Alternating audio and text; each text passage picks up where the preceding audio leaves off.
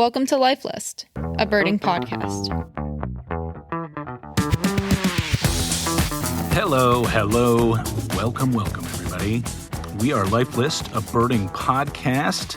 I am George Armistead here with my co-hosts Molly Brown and Alvaro Jaramillo. Guys, it's been a while. How are you doing? Hello. Hey, it has been a while. Yeah, a minute. Nice to be back in the saddle. A hot minute. There's been travel. There's been all sorts of stuff. Holidays. Lots of things going on. Yeah. Mm-hmm. Yeah. Our listeners probably noticed that we took our winter break throughout December. Yeah. Yeah, the winter break. The old winter break. It sounds like we're in college or something. My stepdaughter, winter stepdaughter has a 7-week winter break. See, kids these days. 7 weeks. Just don't know how to work. She's actually gonna get a job. She's like, she's like home long enough. Yeah, I mean, which is great. But like 7 weeks, I'm sort of like, what are we paying for up there exactly? You know? Is she in college? She's a freshman? Yes, she is. Yeah. Yeah.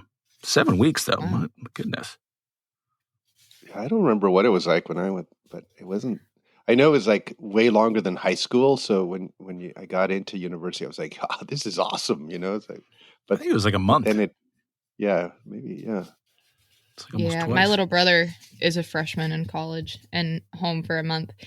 And he's really enjoyed being away from college. And he was kind of excited to be off. And I think now he's kind of ready to go back to college already. Yep. Yeah. That is the way it is here. She's like, So 7 weeks, that's a long time. Exactly. Yeah, it's like she wants to get a job. She's like, I gotta get out of this place. Hanging out with the parents, Yep. Molly, what have you been doing the last few weeks? What's been going on? Well, I in some ways I haven't been doing a whole lot, especially compared to both of you. But honestly, it's been pretty wonderful to kind of get into a routine of pretty much being home and just like doing regular things and not like packing and repacking every week and all of that. So yeah, I've been working on our land, doing a decent amount of birding, kind of back to like a normal cooking and running schedule, and it feels good to do that every now and then. And just enjoying what has been a very warm winter so far here. That's nice. Sounds cool. Working on our land. That term. Yes. It's like we've been working on our land. It's like, like you're pioneers, you're like, you got this log cabin out there and you're, sort of, I mean, it's kind of cool. I like the concept. It's like this romantic concept of, the land. Not so far off. We got just a backyard. You know what I mean? Like that's what I mean. It's like I'm envious of the land. I'm glad you said that. I grew up in very rural West Virginia farming and have been away from that for more than 10 years now. And I do not want to take any amount of space I have for granted at all. So that's the goal. Right. Cool. Yeah. Yeah. What about you, Alvaro? Home for a little bit? I came back from tour from Uruguay, also known as Uruguay. Uruguay. Uruguay. This small country, sandwiched between Argentina and Brazil. Kind of a tip from the pros. Do not get Uruguay and Paraguay mixed up. They're completely different critters. It's sort of like, make sure you always spell Colombia with an O. Yes. Right? Yeah. It's sort faux pas, of, people go, right, faux pas. It's like, well, Paraguay, Uruguay, they're similar. They don't even, they're night and day, completely different nations culturally, biologically, and they just happen to share an indigenous language that was in the area, Guarani, and Guay means river. So that's why they're both named for rivers. So there you go. But it was beautiful, amazing, great group. We did sort of a birds and wine with a lot of wine and a lot of birds. So now I know you have your tours that specialize in birds and wine, but I feel like a tour with Alvaro Jaramillo is almost a birds and wine tour by default. Well, somewhat, I guess. We're going to India next, so we'll see about that one. Yeah. Maybe not. Maybe not. Maybe. Some Kingfisher beers and Yeah, Scotch. I don't They like know. Scotch in India. Yeah, so I don't know India at all. So it's going to be a great learning experience there when we go with our local experts. That is for you your next trip, and for me my next trip. We both Wow, head into India soon. So That's pretty neat. cool. Well, I think we're going to devote more time to Uruguay at some point, right? Yeah, we should Yeah. talk because it's a country that really needs to have birders pay attention to it because it's such a cool birding destination. But it doesn't. It's not in the limelight because it doesn't have the huge. It doesn't have endemics and it doesn't have. It's temperate. It's not tropical, but it is just such pleasant birding. And especially if you're from the U.S. or Canada, there's going to be some familiarity to it in a way that it's just nice. And everybody came out of that trip going like, why does not everybody come birding here? Is sort of what. Yeah. When I was, I don't know, in college and realizing that I was starting to get abroad on my own a little bit more and was just researching like countries that were safe and easy to travel to on your own, especially as a young female, I remember Uruguay coming up a lot as a very underrated place that's easy to get around, safe, you can feel Yeah. comfortable and kind of stumble into stuff. Yeah, exactly. Yeah, Sounds it's pretty very great. much that way. Just I've always thought about that since then. yeah. And George too, I don't know if he ever talked to you, but Ned Brinkley wanted to actually move to Yeah. Uruguay. Yep, I Did he remember talk that. to you about that? Yeah, that was his whole And plan. he talked about soon before he passed, actually. Yeah. Yeah, he really was serious about it, and he said he Yeah. wanted to live in a country that politically had, was much more open and sort of people just were allowed to be who they were in a non-confrontational kind of political place, which I thought was interesting. I think Ned liked this Jose Mujica. Oh yeah, Pepe. Yes. President, yeah. The president who was famous for giving away most of his salary and lived in like a little bitty house, legalized marijuana and gay marriage. Like he was kind of he's like Yeah. he's a pretty cool cat, seemed like. Yeah, interesting guy. Yeah. Yeah, no, neat place. Yeah, and the birding fabulous. It's like looks like great photo ops as well, I imagine. Yeah, great photo ops. And if you like icterids, New World blackbirds, pretty good place for that. Some cool ones, some really nice ones. The scarlet-headed blackbird, you can't beat that one. It's just fantastic. Mm-hmm. It's crazy. It's like a neon. I remember, I forget who first spotted one. It was like, what? Bird with a red head, ah! It's like it's just like, oh, the blackbird's been found. Yeah, it's a snazzy looking bird. Yeah, one bird you can't see there though. It's the eagle owl. You cannot see that in Uruguay. You mean like Flaco? Like Flaco. You never know where you can see a bird like Flaco. It's true. I know. I mean, I think all three of us, Molly, you said that Flaco came back into your life today or the last couple of days. Same for me. Like suddenly he's back in our lives. Like what's going on? Flaco just likes to visit, I tried to forget Flaco. How could you? It's not that I don't like him. I just wanted to think of wild birds native to their habitat. Flaco came back on my feeds. He's got a way of doing that. What's going on? Why is he back? Yeah, I don't. Molly, I think you were saying. I think you shared right that he's like making the rounds in Manhattan. Yeah, it turns out he's never even left. And yeah, I guess that people, I don't know why, I guess there were a few articles that were published because I didn't search it. And there are, I don't know, half a dozen articles from the past 6 weeks alone, just giving updates on Flaco. And Yeah, it just said that he's continuing to, I guess, appear on a lot of like ledges. So he looks in people's windows and seems to kind of watch what's happening inside apartments and houses in New York City. Has moved around That's, to a couple different neighborhoods. that sounds kind of So creepy, I gotta say. Little, Yeah. I think that's kind of how the papers portrayed it. Yeah, I mean that Yeah. one headline He's a was little like, too friendly. yeah, was Flacco is a peeping Tom or something along those lines. They were literally accusing Flacco of, being a little untoward, Right. Yeah.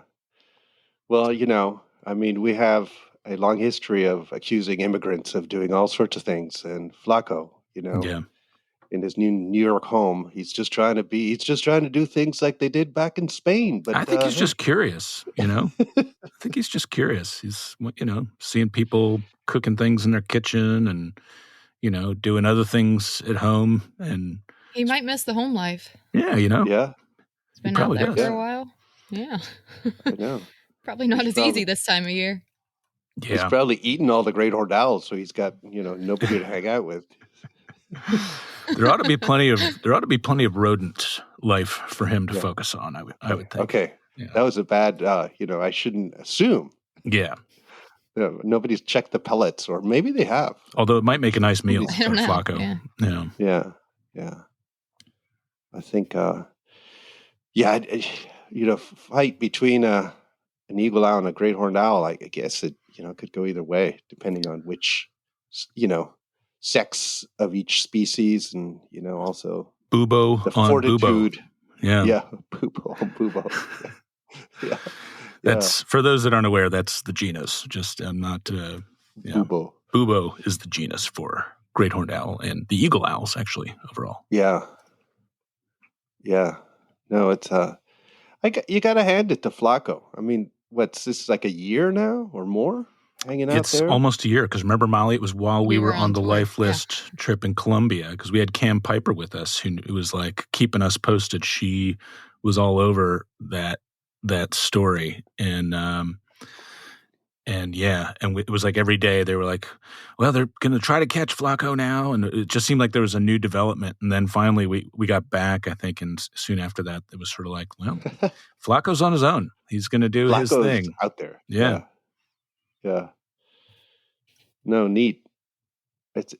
I gotta say, we make fun of it, but it really is an interesting kind of hook for a lot of people to just learn about birds, and sometimes focusing on an individual known bird, even if it's not, a native bird in this case, does get people interested enough that they might go, hey, maybe I'll take up this birding thing, or walk by Central Park and go, what are you guys looking at? And you sort of start getting more converts, right? It's like entry. Just more people wondering why a bird that seems so out of place is wandering around New York. Yeah. Big owl with orange eyes. I mean, come on, Yeah, it's tame. Yeah. I always remember I've said before, I think that anybody that turns up their nose at a whale or an owl is simply a bad human being. And I say that not, simply, to be provocative or whatever, but because those are extremely captivating animals, right? And the way owls look at you, they look right through you. They look at you often, especially the eagle owls, the bubo. I feel like they look kind of unimpressed, and sort of like, like they look at you as though you're, a mild irritant in their otherwise very busy lives. And I think like they look so not impressed by us. And those big owls in particular, I think are, I think they resonate in a different way even. But all owls are just, awesome. So yeah, if you're a new the average person does hardly ever get to see an owl. If you get a big giant owl with orange eyes that's hanging around in the city, much less peeking into your condo or apartment, it's gonna give you it's gonna get a reaction. Yeah. Yeah, it's owls are, we've talked about it before. Owls are cool. They're just not so cool when you're on a tour. You have to try to find them for people. Then you're like, it's like, why do the people love owls so much? It's like, Yeah, because they're It's one hard. of those things. Yeah. Difficult. I do think that seeing an owl, especially if you're kind of by yourself birding at night and you just see it do its thing, like barn owls for me here, go to the field sometimes and just sort of watch them, and they're patrolling all over the place and diving down into the grass. It's pretty neat to see them. They're doing this at night. It's more exciting for me to see them actively doing stuff than sitting in the day. But obviously, sitting in the day is great for photos and showing people now. Yeah, that's, as you're saying, that reminds me of some of my favorite owl experiences. I still like seeing the moorpork from New Zealand. Such a great name, right? Moorpork, which is a bubuk genus Ninox, which is that's a good name too. Bubuk. Bubuk, right? Mm-hmm. Yeah. What are they called? Brown hawk owl. Was it brown hawk owl? Yeah, that's so lame sounding. Yeah. As opposed to bubuk. Yeah, that's kind of one of the widespread bubuks. But the genus is cool too, right? Ninox. Yeah, it's a cool genus. But yeah, like I remember one of my few good recordings I've managed to make over the years was a moorpork on New Zealand when we were looking for kiwis and not finding them, but somehow I had kind of ended up by myself, and I just had this moorpork like calling and flying around a little bit, kind of hunting right in front of me. I was solo for about 20 minutes, and it was like bright moon, so you could really actually see it. It was pretty intense. I've got that recording on Zeno Canto, but it's one of my favorite ones I have made. And yeah, owls, as we've said, good beasts. Yeah, we've talked a lot about owls in this podcast. I remember Molly's snowy owl stories stuff. Yeah, those have been coming up in my Facebook memories for that whole thing. Short-eared owls have been the craze around here lately. It's kind of just been like a lot of people are getting excited about finding them, and they just keep going out and checking different patches of basically just all strip mines and finding more and more. And, they're fun too because you can get them right at dusk a lot. Yes. And it's a lot easier to look for them flying across an open field than, I don't know, playing a tape in a holler for something else. Yeah. Right. It's nice too. It's like in winter, like sort of a late afternoon thing you can kind of do right before, dinner. Mm-hmm. There's a place, Valley Forge, actually, right outside of Philly right now. There's quite a show of short-eareds, and people are going pretty regular. And the photos coming back are pretty nice and all. They're not amazing, but it just looks like a hell of a show. Just like watching those giant moths, moving around at night or just before it gets dark. That's pretty basically evocative. How we do it. Jimmy gets off work at 5 and once a week, because there's a really nice spot. 5 minutes from here, just kind of on the other side of this hill. That's all pasture land, where it's an easy spot to see them. And sometimes I'll just tell him, get in the car after work and we'll just go watch the short-eareds before we make dinner. That was one of my first birding dates with Kristen. I was like, there was a spot. Oh, that's a good way to impress someone. I was trying. Yeah, we hopped across the river over there, and there was a spot where we ended up counting like 9 short-ears, and one of them was almost immaculate white. It was beautiful. What? Yeah. Like a freak. Yeah, it was a beautiful freak. It really was. It's like, and they were close, and often they're interacting with harriers. They like similar habitats, and so they can end up in some interesting encounters.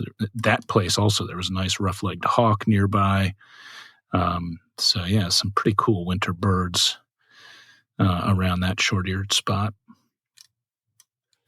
It's in Uruguay, Rafael, our local guide, who was really amazing. He'd never seen a short-eared owl, and they're not that common, weirdly enough. And I said, well, that is weird. You got to find the right kind of grassland, and I looked around. It was like all the right kind of grassland. Yeah. Like, what do you do now? Like it's just all grassland. It's like it could be anywhere. Too much habitat. Yeah. Too much.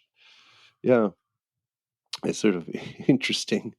Yeah, one of the most widespread species. Yeah. On Earth. was going to say, you'd think they'd be all over the Pampas. I don't remember if I've seen them there or not, but probably the best place the highest numbers I've ever seen a single day is the Saddle Road on the Big Island of Hawaii.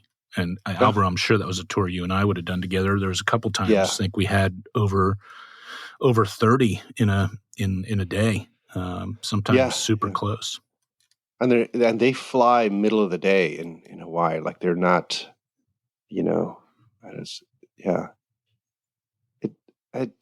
Molly, when you were there, was it a good owl year like that for the short ears?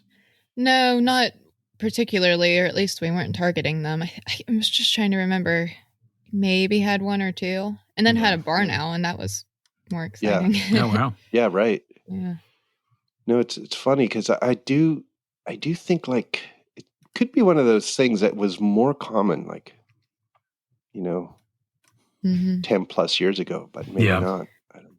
Well, I think one thing when we were there too was the Inca tern was there, which is long gone now, right? I think so. Yeah. And then we kind of changed plans and booked it out to see the Inca tern. Right.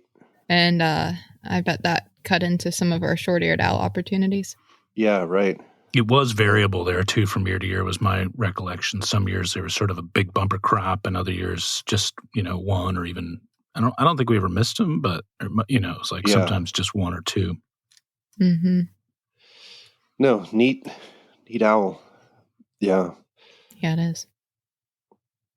Molly, I wanted to ask you, I don't know if we've talked recently how your kites are doing. Oh, yeah.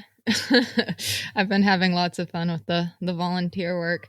I love the kites. There are, a lot of different raptors that are non-releasable at ACCA, but especially the swallow-tailed kite is fun because it's the first one to come inside when it's cold. It's the least heat tolerant of any of the birds or cold tolerant of any of the birds that are there. So it sits inside when we've got like a prep room at the outdoor classroom for this rehabilitation place, which is basically all of the birds that can't be re-released into the wild and are used for education and that sort of thing now. So go into the prep room, cut up all the mice, but then you just have a swallow-tailed kite sitting next to you and munching on the mice because it loves to eat mice and keeps you company the whole time that you're working over there. It's a ton of fun. Yeah. That's so cool. That's been great. Yeah. Some of Jimmy's family friends are in town for Christmas, and they came over with their young kids and helped out with the feeding a little bit yesterday. And that was really, really fun. They were very impressed by all the birds.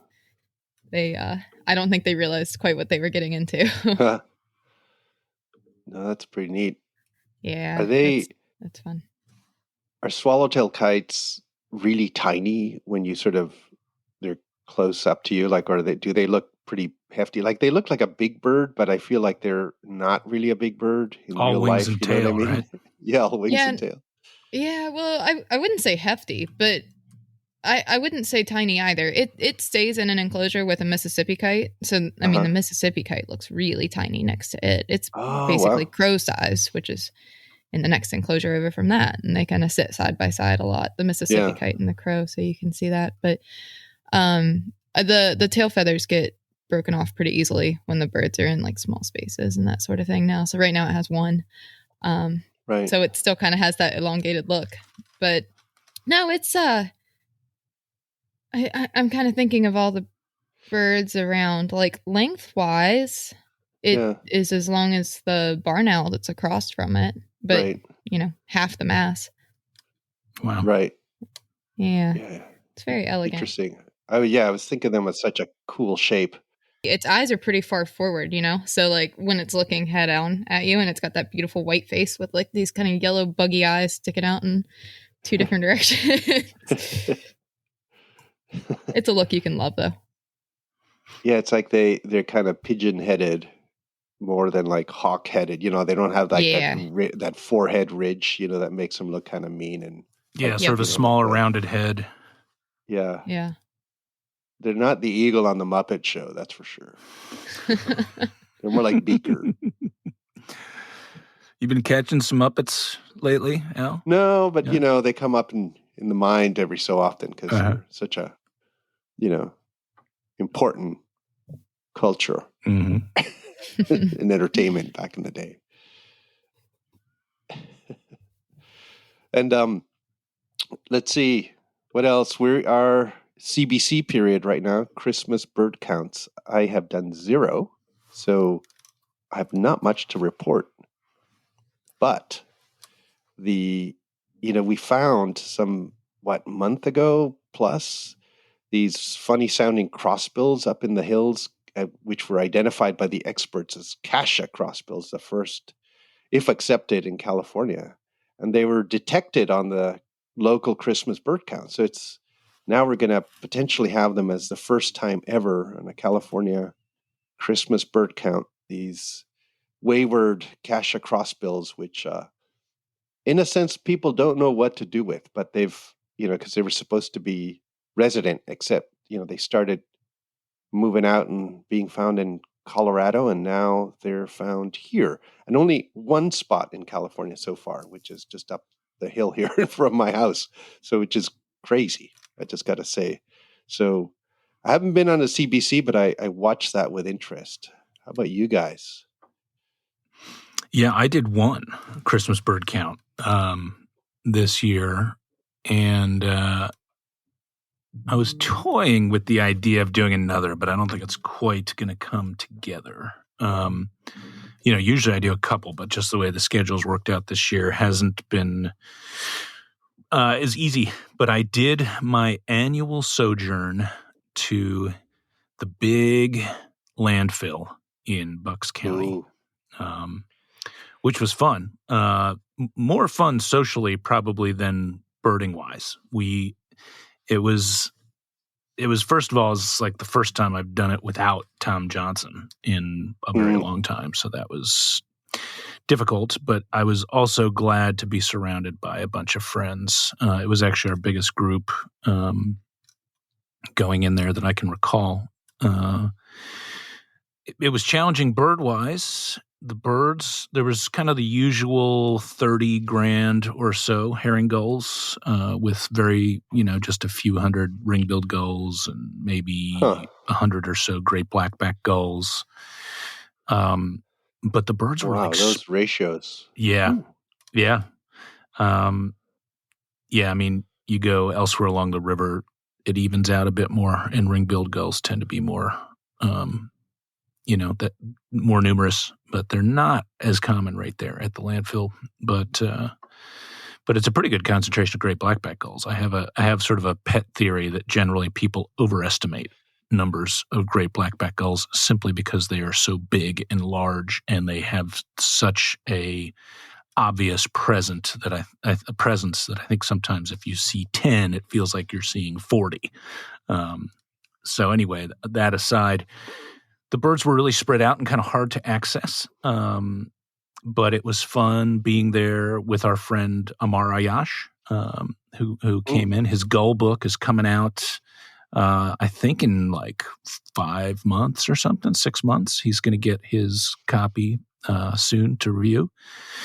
And he was there, getting pics of various interesting looking herring gulls, and we did have some nice Iceland gulls.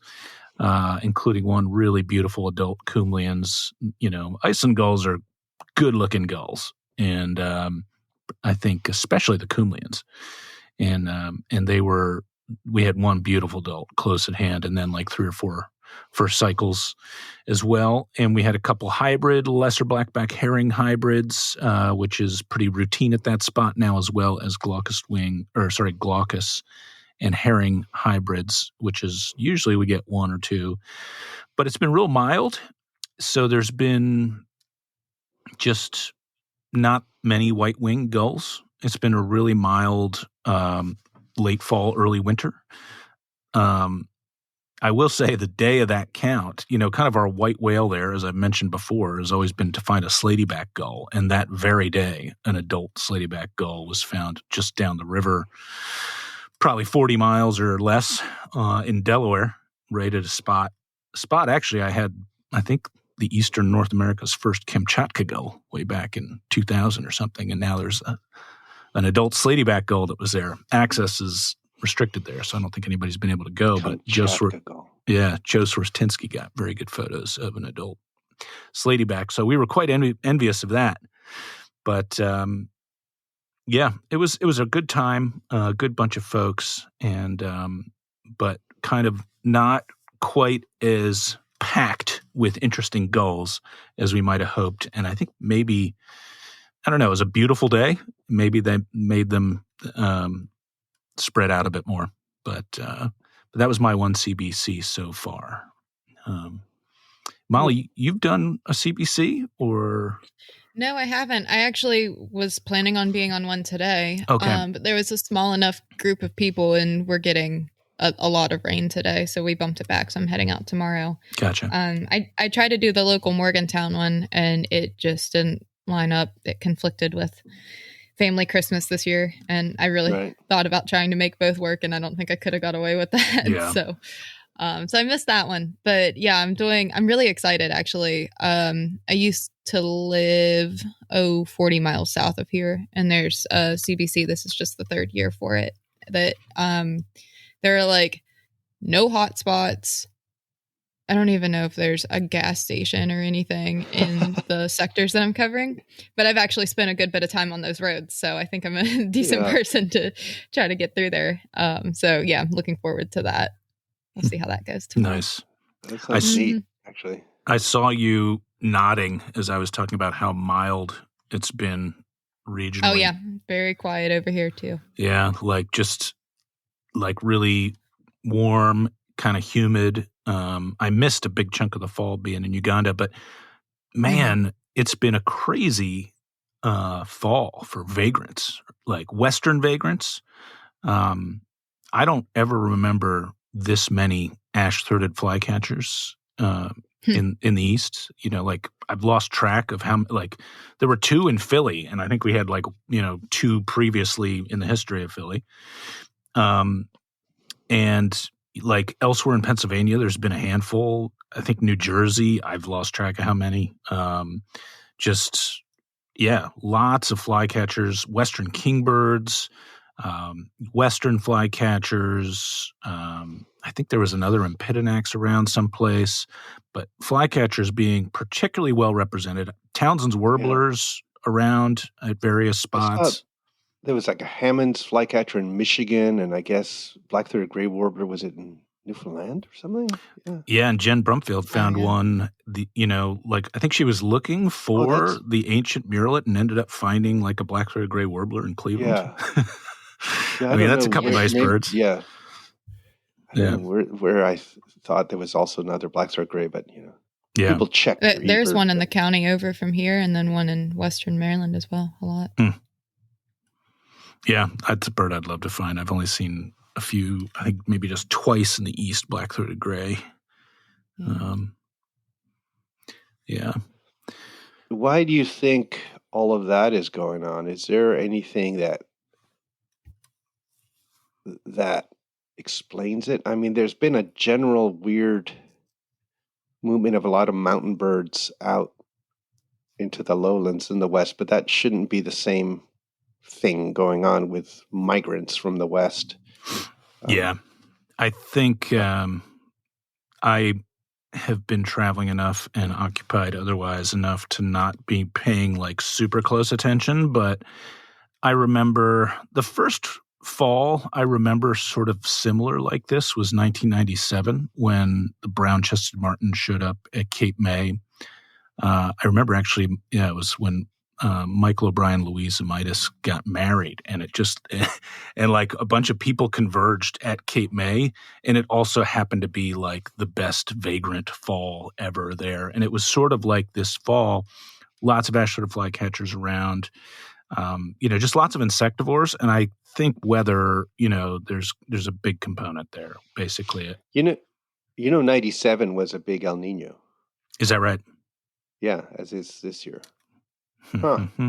There was one other big Uh-huh. year. I can't remember. I want to say it was like 5-6 years ago. That was another big Western birds, showing up in the mid-Atlantic and generally in the East.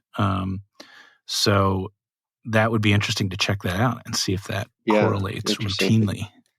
Somehow, like some kind of general wind patterns that are, thrown up by these big, Ninos or something that changes things.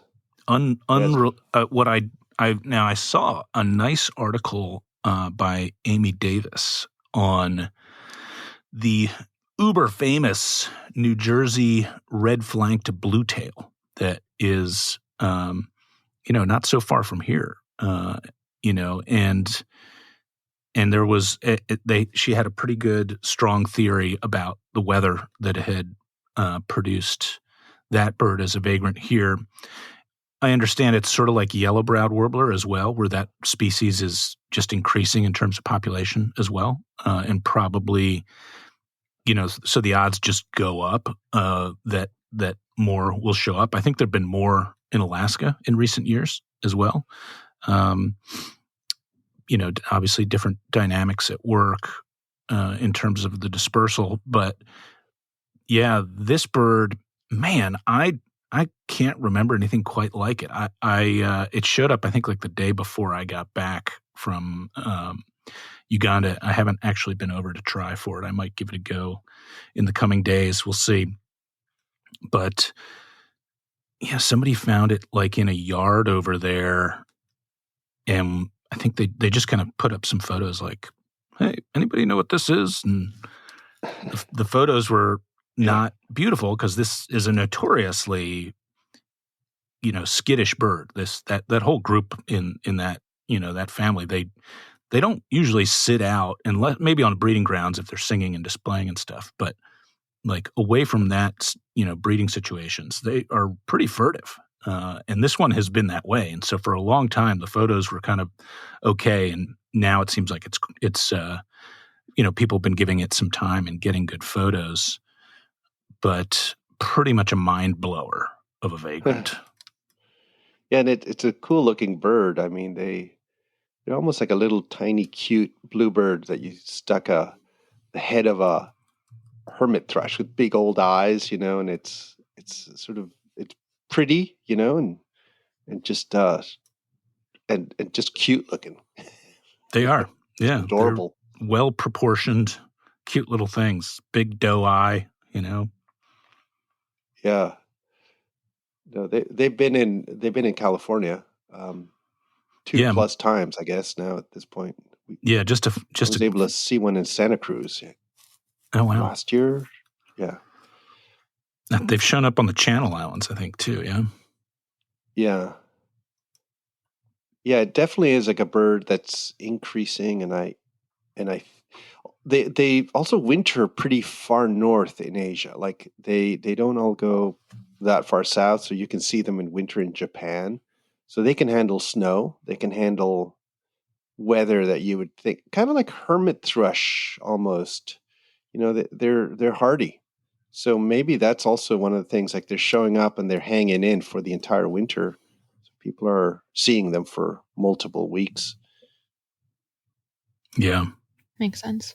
Yeah, Japan and Korea, southern Japan and Korea. It looks like they winter there.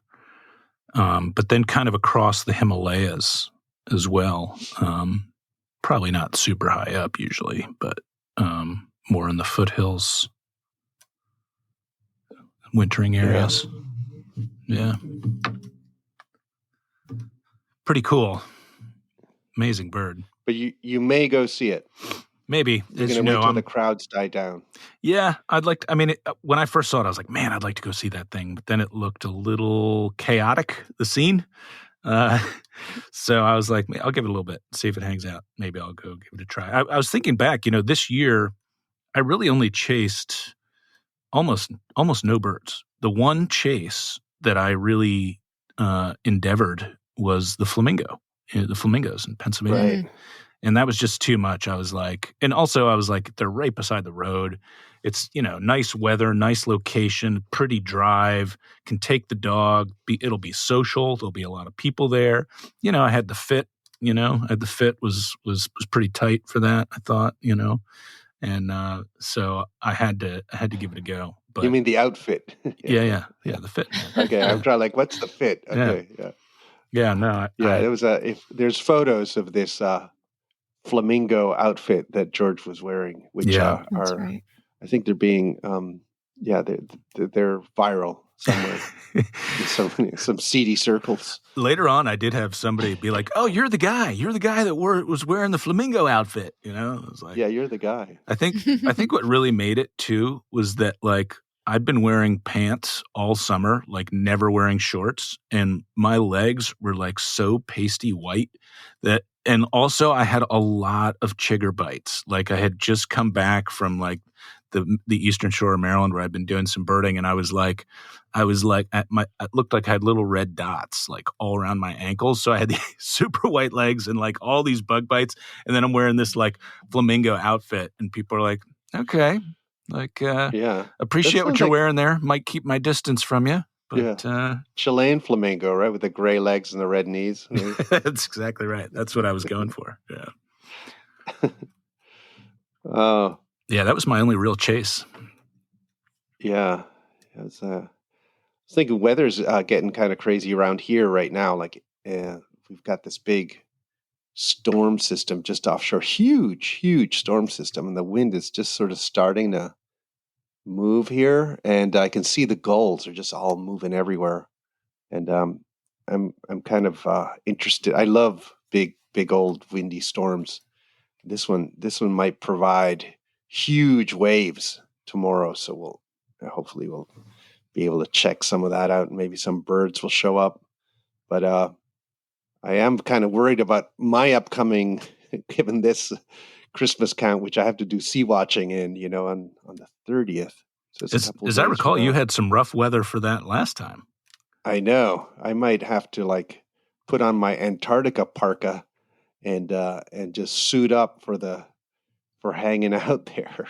I wore that to the dump, by the way. Sea. I wore that for the dump CBC, the big yellow coat. Yeah. The big yellow coat. Yeah. And does it have any white splotches on it now? Or? Sadly, no. That's how far away all the birds were. But if you go to dumps, actually, you don't get that many birds hitting you. Direct hits. Given the 30,000 are there, I always find they're rather polite, the gulls at the dump. Yeah. It could, if there were monkeys. Oh, it'd be a disgrace. Monkeys, we've thrown it at you. Yeah. Yeah, don't trust a monkey, as George does not like monkeys. Yeah, well, I like monkeys. I just don't like baboons. But I'll detail some interesting excremental encounters we had in Uganda. Monkey business? Some monkey business, if you will, at a future date.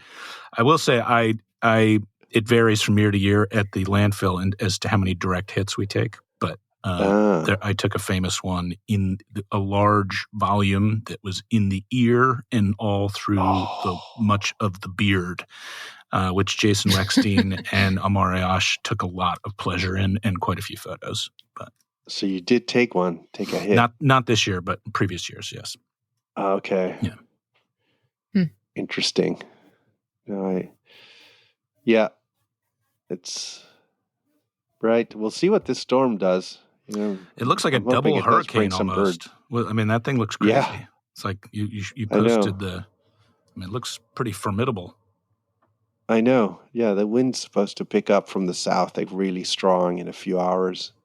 And it's funny, you just watch now and it's not much is going, just a little, but you could just feel it. It's just offshore. It's about to just snap in there and start blowing. I don't know. I guess this is what hurricanes are like, where it's probably pretty calm before the hurricane, and then it starts moving in, and you're like, "Whoa!" Calm before the storm, literally. Right. That's what it is. Yeah, it's. We'll see. I think there's been a lot of talking about vagrants out east, ancient murrelets. This I cannot understand quite what's going on. But there's been a lot of ancient merlets down south here as well. And I've always had this weird theory that just like the long-billed merlets that move into they used to when they were a little bit more common, I guess, move into the center of North America and out to the east and so forth, that those are obviously Asian birds because that's where they breed. And I've wondered if these ancient merlets, when they've been inland or elsewhere or gone to Europe, they're actually Asian birds as well, rather than North American birds. That would be but my this guess. year, like there's a movement down south here too of theoretically North American birds. So it's like ancient merlets are all over the place. They're just moving. And I don't know why. I have no idea what's going on up north. Thailand just got their first ancient murrelet. Really? Yeah. Wow. That's Thailand. That's really difficult to picture. Yeah, I mean, those are those really sort of shallow waters. Yeah, muddy. Yeah, I don't know where. I have to check and see where it was in Thailand, but the Gulf of Thailand. The one time I've been there, it was like very shallow and muddy, and there was almost no birds, around. Right. There was plenty of birds elsewhere, just not there. But remember, we've talked in the past about those possible anywhere vagrants. I feel like ancient murrelet is one of those, and I would bet that you're right, Al, that a lot come from Asia. I don't know how many nests there, on that side of the Pacific versus on our side of the Pacific here in North America, but the largest number I've ever seen in a day was on a ferry from Hokkaido back to Honshu, and I think we had like 800 in a matter of a few hours, and we didn't see a whole lot else out there that day. Right. But it was just shocking to me. Otherwise, in North America, like in Alaska, I've had days where I saw maybe a dozen or something. But yeah, I do wonder if it's such a simple rule. Like if you're a long-billed murrelet, you get storm blown or something goes wrong, and you're in the middle of land, you're like, go east. You'll get to the ocean. And then if you end up in North America, you go east, you're like, oh, I'm in the Great Lakes, or I wonder if it's something as simple as that could be going on, because why those two, right? Why not? I don't know. I'm not sure spectacled which other guillemot small or, alcid, to choose. Or Japanese murrelet, Japanese murrelet, but they seem to be mobile and migratory, and it's interesting. But I'm amazed at some of the ancient murrelets, and they've also come in weird plumages. Like, there was one that looked like it was almost in breeding plumage, and it was like, often they look that way. It seems like Tennessee, the vagrants. Yeah. And you're like, what's that? What is that going on? And rather than and then I started thinking, maybe I don't even know what winter plumage looks like in these guys. Maybe I've been assuming winter birds are actually the juveniles, but worth some more study. Japanese murrelet has one of my favorite species names, and I'll bet, Al, you actually know what it means. The genus is Synthliberamphus, which is, got what, 5 or 6 species? But then the species name is Wumizuzumi. Wumizuzumi, yeah. Which is very fun to say. I forget what that means, but it's got to do with the bird itself, what it looks like, right? Or is it? See what I can dig up on that. But yeah, Wumizuzumi. I think it might be a location. I'm not sure. Yeah. Well, so Molly, look for ancient murrelets. If you got a little pond tomorrow, you know what? Don't ignore the little things floating around there. It might not be any lakes, water bodies there. True. Yeah, our lakes are all drained in the winter. Really? They're. We don't have natural lakes. And the ones that exist are all mud at the moment. So it would be a really little area for it. That'd make it an even better bird. A little bit, but it would. Full of mud. Shake things up this winter. Yeah, that's surprising to me. I got to get out your way and like see these places. But, I kind of expected it would be like wetter and more like lush in winter, but maybe not. Or like, Yeah. Well, I mean, water-wise, there are just lots of shallow, rocky, fast-moving rivers through here, right. So, I mean, I would say it's fairly wet, but Right. there are no natural lakes in West Virginia. Wow. That is wild. And I It's guess pretty it's wild. limestone, When I right? drive So places where there are lakes, it just Yeah. feels crazy. Yeah. Umizuzumi is Yeah. the vernacular name in Japanese. Umizuzumi. Mhm. Yeah. Probably means bird that looks like the ancient, but much more white on the head. That's probably it, right? Something like that. Actually, Yeah. I do. That was a bird I was really, really interested in seeing when I first went to Japan, and it's not easy. no, I missed it on my trip there. Yeah, so it's I've never seen one up close. I've seen them through scopes, but they're quite distinctive even through a scope. Middle of winter. We'll see if this next trip in February is any better.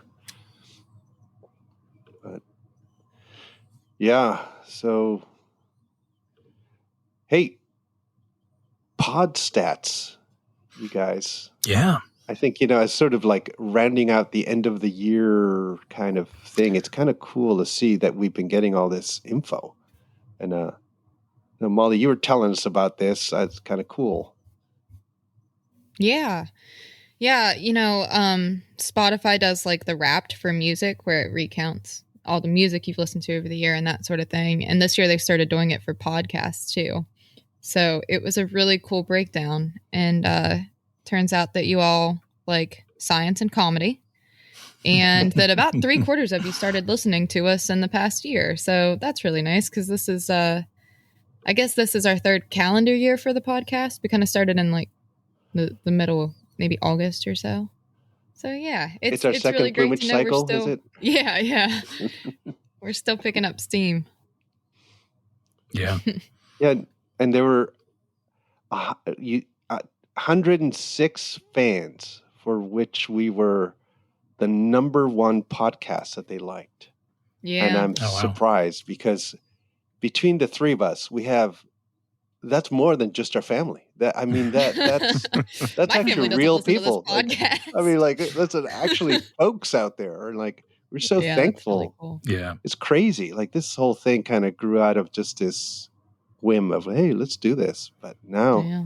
we actually have fans. That's awesome. Thanks. Yeah. Yeah.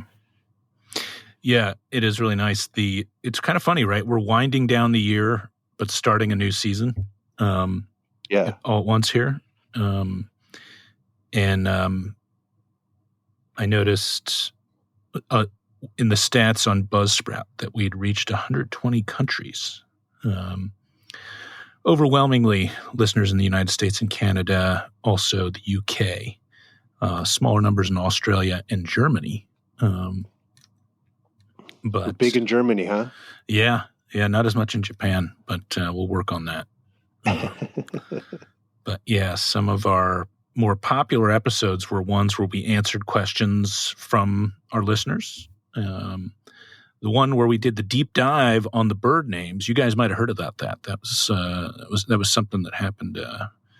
The news broke a little while ago. It made some waves. Also, the episode on Jennifer Ackerman that we did on owl intelligence was a real popular one.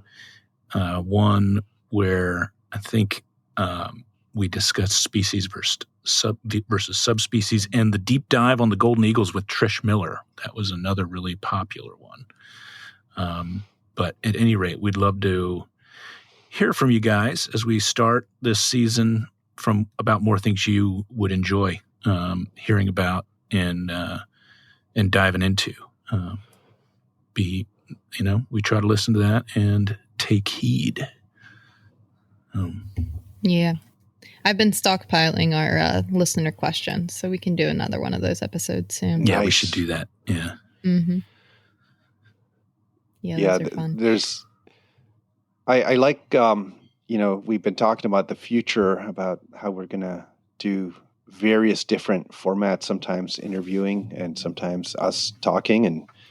And if you have also a idea of a person or a place, an organization that you would like to have interviewed or learn more about them, or even stuff in the bird science world that you're interested in learning more about, just let us know, because sometimes we just need the little idea to go, ooh, yeah, we can do that, and move from there. Believe it or not, we don't put a lot of planning into these podcast episodes.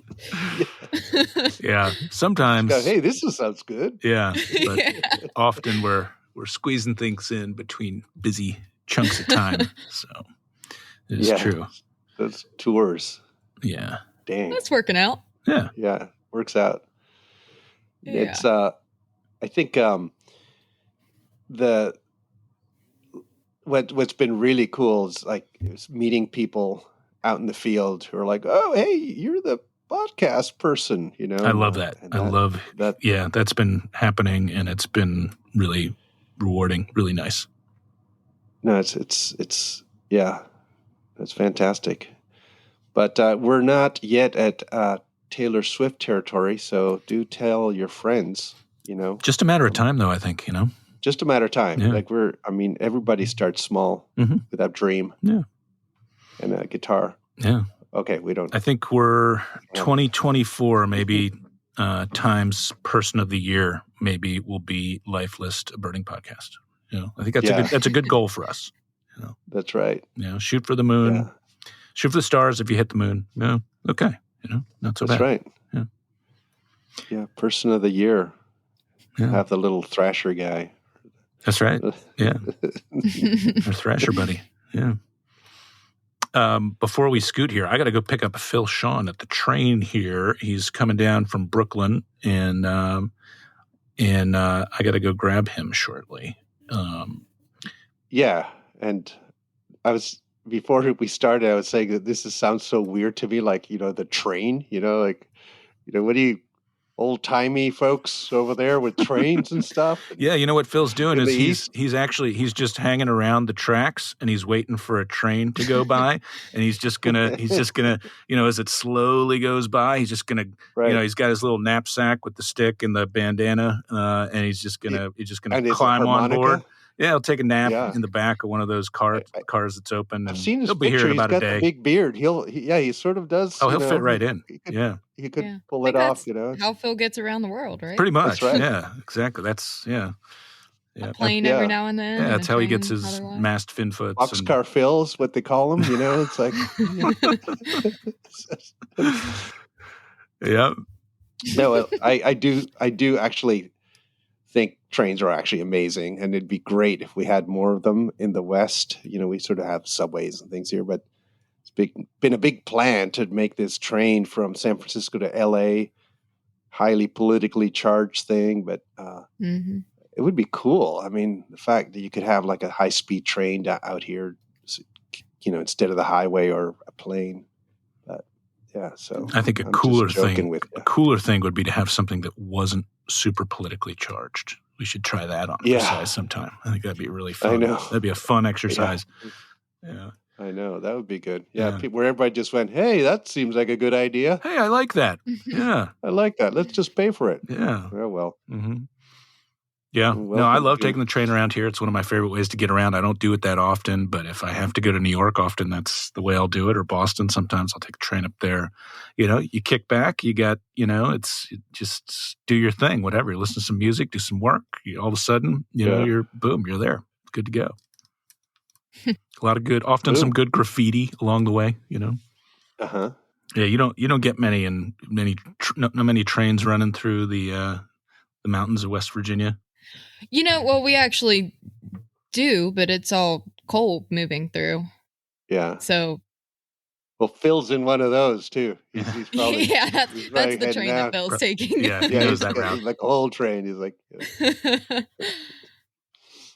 Yeah, a little different. Amtrak goes through the southern part of West Virginia because there's the Greenbrier that served as the bunker house for Congress during the Cold War. So there's like a straight shot from southern Lewisburg up to DC. They've talked about actually adding in commercial stops on that. That's a couple hours from here, so it doesn't affect me any. But it goes through what is now the new national park, New River, and they want to make that a stop. That would be cool for the Amtrak. It'd be pretty crazy. Yeah, probably change things a bit more.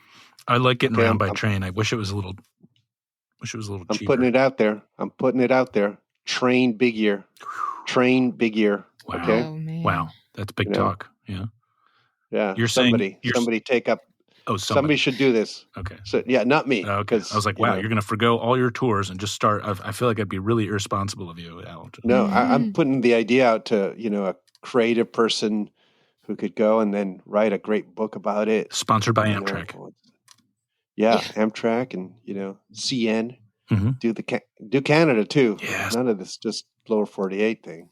Come on. There are some cool Canadian content. Go to Churchill. People have been asking for more Canadian content. Yeah, you can go to Churchill, right? Yeah, it's one of the best train rides in the world. Yeah. Yeah, so can you imagine? Actually, that'd be a pretty cool little thing. Like you're restricted by the train lines and where you can stop. There's some great birding you can do along the train routes. Yeah. You'd have to make the rules. Mm-hmm.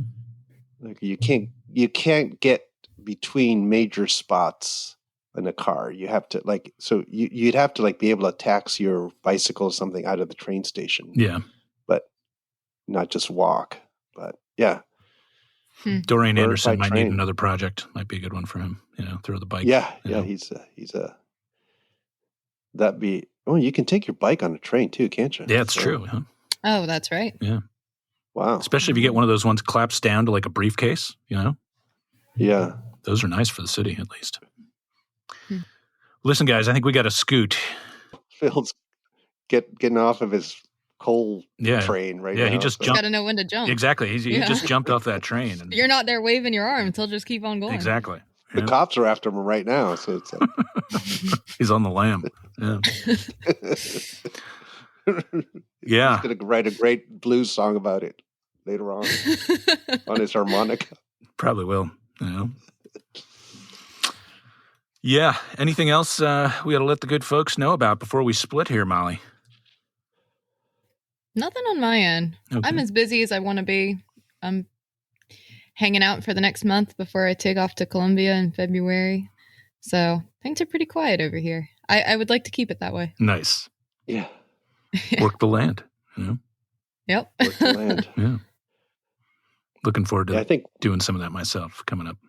Working the land. I think soon George and I are going to be telling you about birding in the southern hemisphere, albatrosses and all that, and a trip we're going to do there.